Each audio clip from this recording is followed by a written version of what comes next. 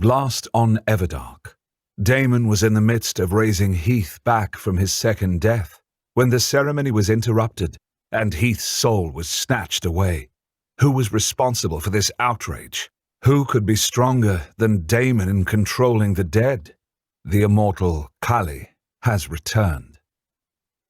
Everdark, Episode 42, Stronghold. What just happened? What the hell just happened? Balthazar sputtered as Heath's corpse, for it was a corpse, though it breathed and its heart beat as it was suspended in the air, slowly turned in a circle. Elena was hysterical, understandably so. She clutched the legs of the corpse and begged Daemon to bring Heath back. Ridley, almost as wretched, was holding her back from clawing the lifeless body. Daemon stood there, still as stone, except for the fact that his nostrils were flared and his red eyes glowed with a sulphurous fire. He was murderously angry. Everyone in House Ravenscroft knew it, and none dared approach him. None except the intrepid Julian, of course. Christian tried to hold his best friend back, but Julian shook him off and went to Daemon's side. Julian touched one of Daemon's hands. "I heard a voice," Julian said softly, but everyone in House Ravenscroft could hear what he was saying. Vampiric ears were pricked. "Someone said that you should have stayed asleep. Who?" Kaly, Daemon growled. Arceus visibly started, even as Balthazar held himself very still. "The immortal Kaly?" Isabel asked uncertainly. Her eyes flickered all over the room as if to confirm that she heard him right. "I'm pretty sure there is no other vampire named Kaly that could wrench Heath's soul away from Daemon, Isabel," Balthazar said dryly as he stepped forward too. Though he was loath to draw Daemon's ire towards himself, he sensed that the Vampire King wasn't the type to displace his anger onto the undeserving. Christian went with him, even as he tried to get his fledgling to remain behind with Arceus. But the vampire confessor was moving now too to Daemon's side. "We have to get him back. You're the king. You're stronger than he is." Elena wailed. "Not yet, he isn't. Daemon's feeding from me and him, and he's just awakened. He shouldn't even be here. He should be in Nightfall and recovering. But he came back here for me," Julian said miserably. Daemon's expression, that had been so stony, softened a moment as he turned and cupped Julian's face. "I regret nothing. I am right where I am supposed to be." Julian gave him a grateful look and turned his head into the touch. Balthazar went to Elena and gently disengaged her clawed hands from Heath's floating body. "Ridley, you have to take her upstairs." "I'm not going upstairs. I'm not leaving Heath," she cried. "You can't make me, Balthazar. You can't. I won't." He gently ran the fingers of his right hand over her forehead, and she collapsed in his arms. He had put her into a deep sleep. "I'm sorry, Elena, but this isn't good for you. Ridley, take your mistress upstairs to rest." "What about Heath?" Ridley asked, her voice hollow. "We're going to figure that out. I know that Daemon is not finished with this, but we need a moment to figure this out," he said, relieved that neither she nor anyone else noticed how very easy it had been for him to control her mind. Normally doing such a thing to another Iros was incredibly difficult, but it had not been for him. He had barely had to think about it to make it happen. Iros reborn. I am Iros reborn. And what about Kaly? Are they reborn or the original one? "So, Kaly's alive then?" Christian asked the question on everyone's mind as Ridley carried Elena through the crowd and up the stairs. "I know you told me about the war, Balthazar. I thought all the immortals were given their second deaths then." "Not at all. Sophia piped in.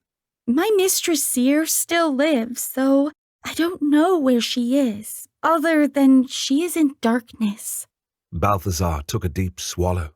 He ignored his fledgling's question for the moment as he asked Daemon, "Is Kaly still alive or reborn?" "What do you mean reborn?" Arceus's forehead was bunching in confusion. "Have any of the immortals been reincarnated that you know of?" Well, Balthazar fell silent. Everyone was looking at him.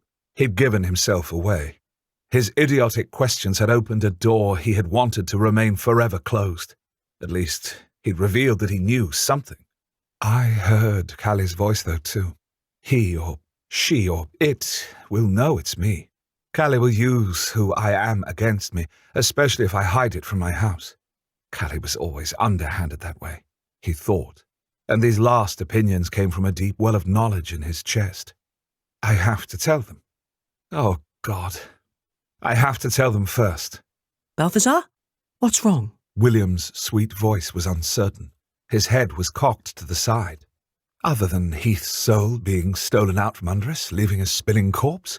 Oh, nothing, William. Kaly was the one to teach us to move from body to body, Daemon suddenly said, which drew the attention from Balthazar. No one could have truly given Kaly a second death. Death is beyond Kaly. But clearly betrayal is not, Balthazar said and put his hands on his hips. I don't think he was doing something nice by stealing Heath's soul from you. Or am I misreading this? Daemon was suddenly gripping his shoulders. Balthazar let out a very unmanly squeak, but it was unexpected, and Daemon was strong and still angry, hopefully not at him. Maybe he shouldn't have said anything. But then Daemon gruffly said, "We are going to Lasting. We will return. Arceus, look after Julian for me. Do not let him out of your sight." Daemon! Julian cried. That was the last word Balthazar heard, as the world blurred around them for a moment, and when it cleared, they were no longer in Ravenscroft Manor. They were in the street, outside of the Cali stronghold in town. He gaped, and his legs wobbled a little underneath him. Teleportation. Wyvern. He felt like Isabel saying that. He'd seen Daemon do this before, but he'd never experienced it. Not in this life, anyways. You don't remember Wyvern moving us all through time and space, Iris? Daemon cocked an eyebrow. It was the most amusement he had shown since Heath had been taken. Seems I'm missing a lot of memories. Will they come back? Do I want them to? Was the question that he left unasked. Daemon nodded. When you are ready. Now, I wish to have a word with Kaly. The Cali stronghold was an old Victorian house that looked like it could have been ripped from a Halloween card. It was narrow, 3 stories tall with high pitched roofs painted in grey with black shutters.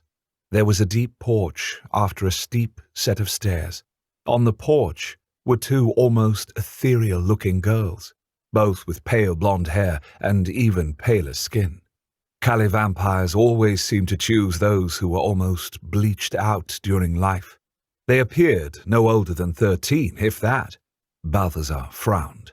Making child vampires was forbidden for a reason. They could not look after themselves for one, but it also scarred those who were taken at that age. Even when 12 was considered an adult, it truly wasn't.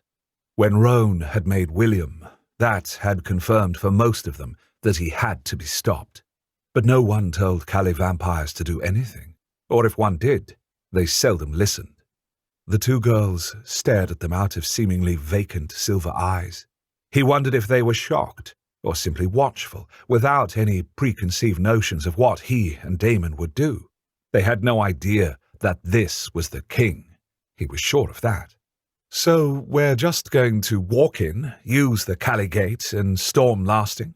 Balthazar let out a nervous laughter as he said it. Yet there was excitement in the very idea of letting nothing stop them, of them simply entering the Everdark, no matter what anyone else wanted or said. Back when he had first been exiled, he had often envisaged doing this, taking his rightful place once again in the vampire world. He thought then of the vision he'd had, or rather memory, of striding along a battlefield, simply draining all who opposed him. If he ever gained back everything he'd lost. Daemon gave a brief nod, but then he was already moving. The 2 doll-like girls at the top of the stairs stirred from their posts by the sides of the door. They wore identical black dresses that poofed out around their knees, white knee socks and matching saddle shoes. Thin eyebrows drew together as Daemon continued to approach. They were likely shocked that someone would openly approach their stronghold. It was heavily spelled, so that no human would happen upon it, and few vampires sought the companionship of the Cali. The 2 girls blocked the top of the steps. Daemon kept coming. Whoever you are, You are not welcome here, and you, exile, are definitely not to come on Cali land. One of the doll-like creatures told them in a cold, emotionless voice. Daemon said nothing, but Balthazar got out, "The name is Lord Balthazar to you, and don't you know who he is? You can't command him to go away. He doesn't recognize your sovereignty." We do not care who he is. We are the Cali. None may stand before us. The other girl said in an equally arctic voice. Their silver eyes reminded him of dimes put on the eyes of the dead. "Oh, I don't think he's going to stand. I think he's going to blast right through you," Balthazar said with almost a giddy laugh. Since you're listening to this, there's a good chance that you love audiobooks. I do too, which is why I make sure that every book I have on Amazon also has an audiobook. This is, in fact, how I met Edward and Hannah, two of the actors for Everdark. Edward and Hannah narrate my Cinders and Ashes series, which is a gay high fantasy romance with fae, very loosely inspired by Cinderella. This is by far the most popular of my audiobook series, just because they're so good. I'll put a link to the first audiobook in the notes. He knew that though the girls looked like strong winds could blow them over, they were likely powerful vampires nonetheless. He wasn't surprised then when he heard the ground ripping and tearing behind them in the front lawn. He turned, and 24 skeletal warriors had erupted from the ground like foul wheat. Many held swords that gleamed sharply, while others held bows. He heard the squeak as taut strings were pulled back and deadly arrows fitted. Daemon stopped midway up the stairs. He turned his head slightly to the side, but did not fully look back at the skeleton warriors. Turn back now, The doll-like Kaly girl on the right said. or we will destroy you. The doll-like Kaly girl on the left finished. "You don't want to do that," Balthazar warned. "He's not who you think." Silence, exile. We have nothing to say to you.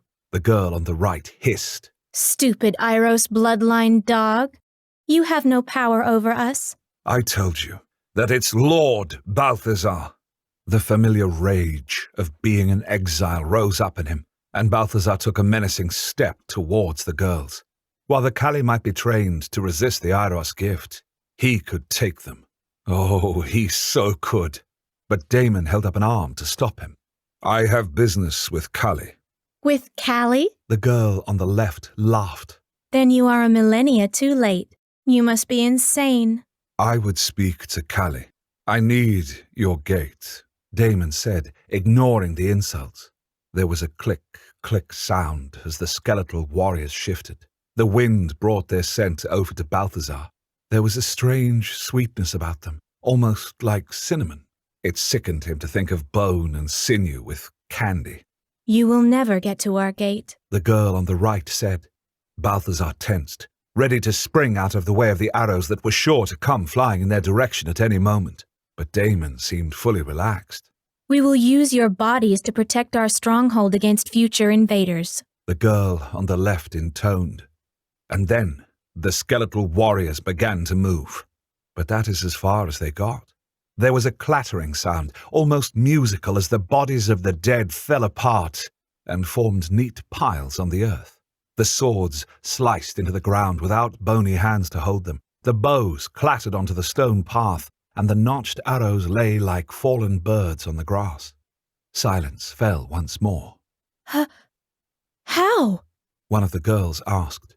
Her silver eyes were like huge pools of mercury in her pale face as she gazed up at Daemon. Are you one of us? Balthazar thought that Daemon would simply blow these child vampires away. They had attacked them after all. But then again, they had been protecting their territory. Their arrogance grated, but was it enough to kill for? Daemon put 2 fingers under both child vampires' chins so that their eyes were fixed on his face. "I am Daemon," he said simply. "I am your king." Emotions rippled across the girls' faces. Shock, disbelief, fear. He'd experienced many of those himself with Daemon. Maybe not the fear, but Daemon had never turned his gift against him. Cali vampires believed that they were superior, so to be bested so easily left them far more shocked than any other type of vampire would be. "I will talk to Kaly," Daemon said again. And then he simply pushed past the two girls, opened the front door and stepped inside. Balthazar came up behind him and he glanced down at the child vampires. Is he real? One of the doll-like girls asked. "Yes, more real than anyone I've ever known," Balthazar admitted. He hurried after the vampire king, his king, even though that meant following him into a house full of angry and hostile vampires. The interior of the Cali stronghold was an elegant place. He saw that every piece of furniture was an antique, and there were oil paintings on the walls. Only when one looked closer at those paintings did one realize that the subject matter was always about death. A grinning, bony face was hidden amongst the crowds. Everything was also very clean and neat and in its place. It felt in some ways like a museum rather than a space where people lived. But there was a smell. It was that cinnamon and clove scent that he would now forever associate with death. It permeated the air. He wondered if it meant that there were countless shambling skeleton warriors wandering the place. None were in sight at the moment. They were standing in a circular foyer, which had 3 doorways leading out of it. Every one of those doorways was filled with vampires. All had dead white faces and that platinum hair with fox-like features. Their silver eyes stared unblinking at him and Daemon. Their lips writhed back from their teeth, showing extended fangs. Their hands were curved into claws beside tensed limbs. Yet there was a sepulchre silence. The Iros stronghold was nothing like this. It was set in a mansion on the other side of town. Inside there was life and noise and laughter and music and people playing politics. At any given time, dozens of people were streaming in and out of the stronghold. Parties were constantly being held. But here, it was dead silence and dead faces. "I really do believe that this is what some people expect a house full of vampires to be like," Balthazar said as he scanned the group in front of them, as if he did not have a care in the world. "Indeed. It even smells like death in here," Balthazar snorted derisively. You come here seeking death, exile? We will give it to you, One of the Cali vampires offered as he skinned back his lips from elongated fangs. "I come here to use your gate," Daemon again repeated. "I will speak with Kaly." "Then you are millennia too late. Kaly was given his second death. Another Kaly hissed. We will give you yours." Balthazar reached out with his Iros gift to surround all the Kaly vampires' minds in this house. Unlike the Siren Den, where the vampires had been young and impressionable, the Kaly vampires here were much older and much more powerful. According to Roan, their dealings with death required them to harden their minds against any outside influences, but he knew he could take them. It was almost a challenge to himself to see how fast he could snatch their minds, their very wills, away from their control. If you didn't catch the memo, this is King Daemon. He has every right to use your gate. You need to step aside or face the consequences. Balthazar warned them. There is no king. Daemon is a myth. Daemon is dead. These were said by many voices in the room, scoffing, and yet they did not attack. Was Daemon holding them back? No, only Balthazar was using the mind power gift. He realized then that Daemon wasn't, because Balthazar was doing it for him. He stood taller. Daemon was confident in his abilities. So instead of sending them all into a black sleep, he tried to reach them. The highest art form of the Iros gift was to change people's minds, and he would try it. Besides, if it didn't work, then the black sleep it was. "You know me," Balthazar said as he stepped forward in front of Daemon as if to shield his king. "I don't serve anyone. I even went so far as to kill my own master because I did not think that he deserved my respect." He met the silver eyes that followed him around the foyer, unblinking. "But I am here to tell you that I follow this man." He pointed at Daemon. "Actually, he is not a man. He is not a vampire either. He is an immortal. The 11th immortal. Our king. Daemon. He could sense many more vampires beyond those he could see in the doorway. They were listening. He extended his tendrils of influence farther afield to touch cold, alien minds, but none attacked. None moved towards him, though, either in friendship, as people often did when he had control of them. The Cali vampires' minds were strangely slick. He wasn't sure if he was reaching them at all, or if his words were just slipping over them, unheeded. But they aren't attacking. I didn't believe in him, Balthazar continued. Even when he first arrived, I saw him doing impossible things, namely exercising all of our gifts. You know what that means. You know there is only one being capable of this. He is our king. Again, the words he said seemed to be swallowed into a void. Something isn't right, he thought. I know you think you are fighting an intruder, but you are not, Balthazar continued. His magic sent out the words, friend, ally, king, master. I wouldn't just come to you to urge you to follow him because he has the title of king, or even if he was just powerful. No, I wouldn't care about that. I'm not making a dent. They aren't attacking, but they are defending. He's proven to me that he's someone to be trusted. He's proven to me that he really is the savior that we all hoped, Balthazar said with quiet conviction. Others are lying to you. They don't want you to see for yourselves who he is. They want to hold on to power themselves. What are they doing? What are they defending by simply standing here? Kaly is barring the gate. Daemon's voice suddenly broke through to him. They are just buying time. Balthazar let out a hiss. Of course, that's what they were doing. The mines in his grasp became burning cold, and his own mind had to retreat from theirs. He let out another hiss. Anger flared in him. How had he fallen for such a simple trick? But while he was berating himself, Daemon touched his arm and the world blurred again. When it cleared once more, they were not in the Kaly Stronghold's foyer, but down in a rock chamber deep beneath the stronghold. The gate was a raised stone slab on the wall surrounded by lit black candles, denuded skulls and dead flowers. Balthazar watched as a death's head with a crown, the Kaly bloodline symbol, glowed in blue on the stone slab that then went inert. Lasting is closed, Daemon muttered. Kaly is a coward. Every gate to Lasting is closed? Not just this one? Balthazar asked, shocked. Yes. And you can't open them? Balthazar asked, thinking about Heath's soul and what Kaly could be doing with it. Not yet. Daemon growled. He heard a creaking sound. Balthazar spun around. He should have looked behind them earlier, but he'd been focused on the gate. But now he saw that they were not alone in this stone chamber. It was filled with skeleton warriors. Ghost lights burned in the sockets of skulls. Jaws were opened as if in silent screams. All of these undead soldiers were armed to the teeth, and all of them were coming for Daemon and Balthazar. Maybe we should teleport out of here, yes? Balthazar asked hopefully, gripping Daemon's arm. The vampire king gave him a thin smile. No. Kaly takes one of mine. I take 100 of Kaly's. That is how this works. And to think that I was starting to get bored before you showed up, Balthazar said with a faint laugh at the end.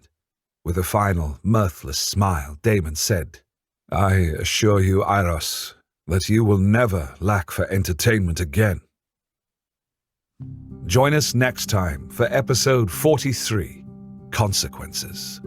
One thing to note about all my audiobooks is that they are not censored because they aren't publicly available.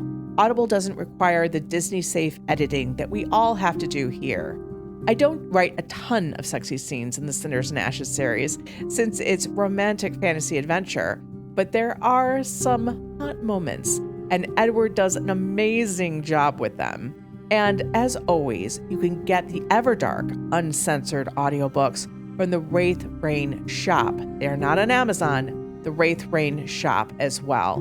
Look in the show notes down below for the link. The Everdark podcast by Ex Aratare is performed by Edward Fox, Adam Riley, Jay Thillis, Bruno Devant, Kelly Michaels, and Hannah Hart, with Liz Gentle as Seer. Edited by Matthew Prince, continuity by Adrielle Wiggins. Everdark is produced by Wraith Rain Publishing in association with Her Grace Reed Studios. Copyright 2022 by Wraith Rain Publishing.